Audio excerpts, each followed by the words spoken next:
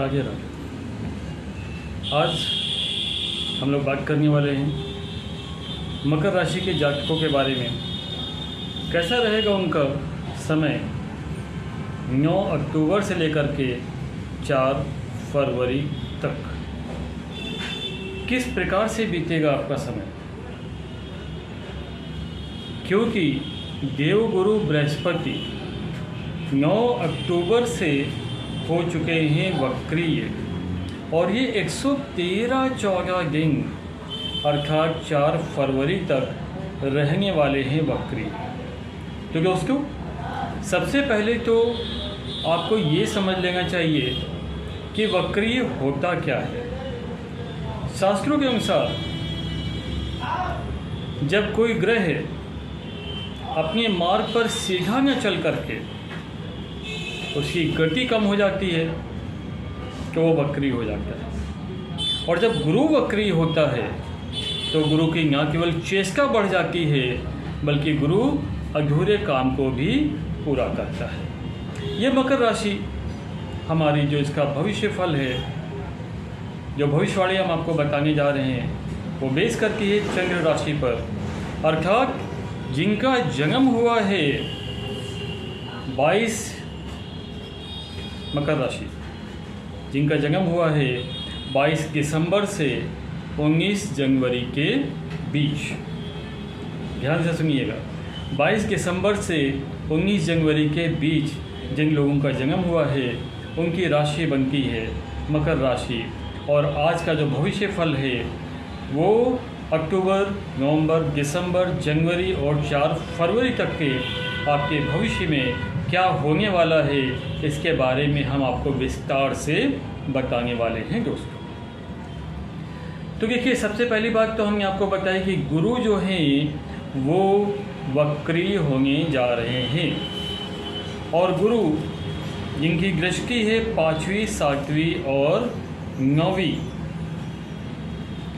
गुरु अगर 10वें घर में होंगे तो वो नीच के होते हैं, परंतु गुरु विराजमान हैं आपके 5वें घर में। और यदि हम 5वें घर की बात करें दोस्तों, तो 5वां घर आपके होता है बच्चों का, 5वां घर होता है एजुकेशन का, 5वां घर होता है इमोशन का, 5वां घर होता है लक का, 5वां घर होता है फेम का, 5वां घर होता है प्यार का। तो गुरु 5वें घर में विराजमान हैं और वक्री हैं। साथ ही साथ गुरु स्वामी हैं 12वें घर के, और तीसरे घर पर भी उनकी दृष्टि पड़ रही है। तो ये फल आपको 12वें घर का क्या प्रभाव पड़ेगा अगर इसकी बात करें तो देखिए, 12वां घर क्या बताता है। 12वां घर है एक्सपेंसेस का, 12वां घर है प्लीजर का, 12वां घर है विदेश यात्रा का, 12वां घर है मौत का, मृत्यु का। तो गुरु पंचम भाव में है, वक्री हैं, स्वामी हैं 12वें घर पे। तो 12वें घर का क्या प्रभाव में पड़ेगा आपके ऊपर? थोड़ा सा आपको एनर्जी में, ऊर्जा में कमी महसूस होगी। हॉस्पिटल के चक्कर आपको लगाने पड़ सकते हैं। हॉस्पिटल के चक्कर लगाने का अर्थ बिल्कुल भी ये मत समझिएगा कि आपको हॉस्पिटल में एडमिट होना पड़ेगा या आपको इलाज कराना पड़ेगा। हो सकता है कि कोई सगा संबंधी परिचित हो जिसको लेकर के हॉस्पिटल आपको जाना पड़े, जिसके लिए देखने आपको हॉस्पिटल जाना पड़े। स्वास्थ्य भी आपका खराब हो सकता है, खर्चे आपके बढ़ सकते हैं। अब चूंकि अचानक खर्चे बढ़ने के योग हैं तो ये भी हो सकता है कि आप कोई गाड़ी लेने की सोच रहे हो, बंगला लेने की सोच रहे हो, प्रॉपर्टी लेने की सोच रहे हो, तो उसके भी योग बनते हैं। यात्रा के योग बनते हैं, यात्रा छोटी हो या बड़ी हो। पर सावधान, शत्रु आपके एक्टिव हो सकते हैं, आपके अपने भी आपके शत्रु बन सकते हैं। जी हाँ, ध्यान से सुनिएगा। इस दरमियान क्योंकि गुरु वक्री हैं, आपके अपने आपके शत्रु बन सकते हैं। अपनी खा सकती है, आपकी अपनी पत्नी भी आपको शत्रु नजर आ सकती है, क्योंकि उसका बिहेव ऐसा होगा, उसका व्यवहार ऐसा होगा कि उसको क्यों। चलिए इसकी भी बात कर लेते हैं। क्योंकि सातवां घर होता है विवाह का, और सातवें घर में विराजमान है मंगल, और मंगल ग्रह है अग्नि का, तो आपके लाइफ पार्टनर में गुस्सा रहेगा, वैवाहिक जीवन आपका कष्टपूर्ण होने वाला है दोस्तों। मकर राशि के जातकों, वैवाहिक जीवन में सावधान, अहंकार मत करना। किसी भी शुभ ग्रह की दृष्टि सातवें घर पे नहीं पड़ रही है, और सातवां घर ही आपका वैवाहिक जीवन का घर होता है। तो मकर राशि के जातकों के लिए वैवाहिक जीवन कष्टकारी हो सकता है दोस्तों, सावधान रहने की आवश्यकता तो होगी, ये आपको ध्यान रखना होगा। गुरु पंचम भाव में वक्री होकर के चौथे घर का भी फल देंगे, क्योंकि एक घर पहले का भी फल देते हैं। तीसरा घर भी आपका एक्टिव है। क्या मतलब इसका निकलता है? इसका मतलब ये निकलता है कि आपको ऑनलाइन काम में सफलता मिलने वाली है दोस्तों। जी हाँ, अगर आप ऑनलाइन क्लासेस लेते हैं, अगर आप ऑनलाइन बिजनेस करते हैं, अगर आप शेयर मार्केट में काम करते हैं, आपको यहाँ पर सफलता मिलने के योग हैं। परंतु ध्यान दीजिएगा कि नवे घर की बात करें तो नवा घर आपके हाउस ऑफ लक है, भाग्य का घर है, पिता का घर है, धर्म का घर है, और यहीं पर विराजमान है केतु। केतु कंफ्यूजन क्रिएट करेगा, और जब ये कंफ्यूजन क्रिएट करेगा तो आपको भ्रम की स्थिति तो उत्पन्न होगी। लेकिन वहीं पर 11वें घर में विराजमान है बुध, और 11वां घर है आपका डिजायर्स का, इच्छाओं की पूर्ति जो कराएगा बुध। साथ में शुक्र भी विराजमान है 11वें घर में। देखिए 11वें घर में शुक्र भी विराजमान है, और ये शुक्र और बुध मिलकर के आपकी इच्छाओं की पूर्ति करेंगे, आपको अचीवमेंट्स दिलाएंगे, उपलब्धियां मिलेंगी, आपके फ्रेंड्स बनेंगे, इनकम बढ़ेगी, नेटवर्किंग बढ़ेगी, आपके लोगों के साथ में संपर्क बढ़ने वाले हैं, अर्थात पड़ोसियों के साथ में भी आपके इंटरेक्शन, आपके संबंध अच्छे होने वाले हैं। गुरु की दृष्टि 11वें घर और पहले घर पर भी पड़ रही है, यानी कि आपको उपलब्धियां प्राप्त होंगी, आपका भाग्य उज्जवल होगा, पिता का सहयोग मिलेगा, और संतान की तरफ से भी आपको अच्छा समाचार मिलेगा।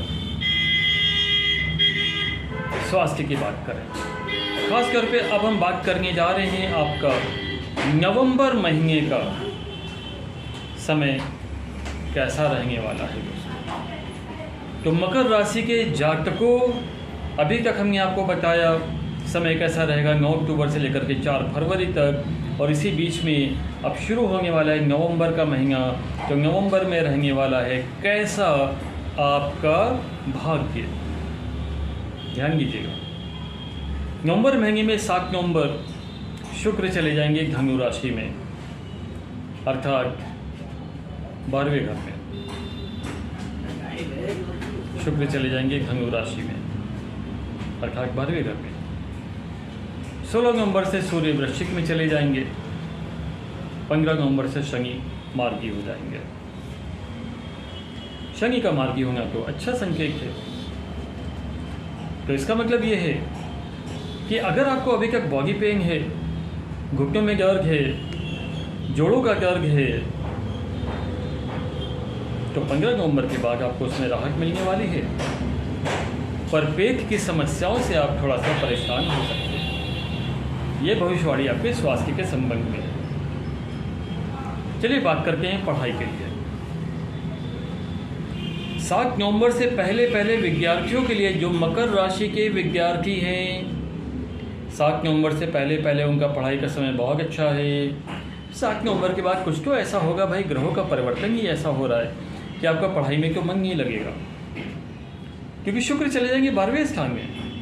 ओहो हो, धनु राशि में 12वें स्थान में, और 12वां स्थान तो यात्राओं का स्थान है। घूमने फिरने में फिर तो ज़्यादा मन लगने वाला है, आनंद में आप खोए रहेंगे। As a student, as a विद्यार्थी, पढ़ने में आपका मन कम लगेगा या फिर नहीं लगेगा। लव रिलेशन की बात करें, प्यार, लव रिलेशन, शुक्र 12वें घर में धनु राशि में जाएगा तो आपका अपना प्यारा भी आपका शत्रु लगेगा। अर्थात 7 नवंबर के बाद, 7 नवंबर से आप 22 नवंबर तक का समय पकड़ लीजिए। ये समय ऐसा रहने वाला है जब आपका प्रेम का जीवन प्रभावित होने वाला है, लव लाइफ प्रभावित होने वाली है।